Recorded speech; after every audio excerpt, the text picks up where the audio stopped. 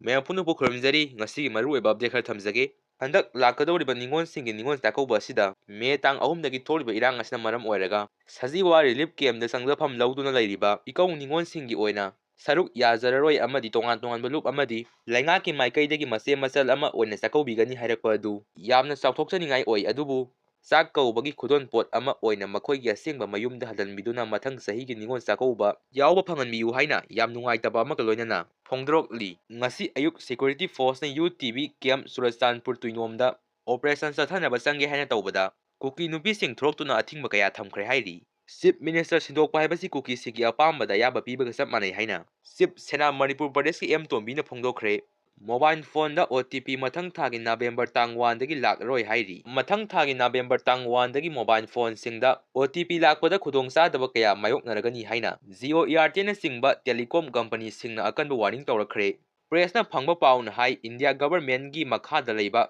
Telecom Regulatory Authority of India TRAI na anauba satna kanglon semduna hairiba kanglon asi November tang amadagi satnaba haunaba khangalakibani hairi Kanglon asigi matung ina bank e-commerce platform amadi financial institution singna tharakpa message sing track taunaba khangalakibani hairi telecom company singna paukhum piraduna hai leibak asida chatnariba telemarketer amadi institution kayana hariba kanglon asi makhoigi system da sanahanbada matam khara changkhigani haina khangalakli masina maram oiraga OTP amadi atai atopa message sing lakpada khudong chadaba kaya mayok naragani telecom company singi oinadi Kanglon asi November 1 dagi sanabada karisu akaiba leite adubu telemarket amadi atopa major institution singi oinadi system asi sanabada matam khara changkhigani haidi Koutrukta Kuki Singna bom yauna Nongmei Kapsinlkpa Hwrakhre haidi athauba singbo soyangam yaudana baisor khurumbiyu haina Phongdrokli makha taba update ngaiminasi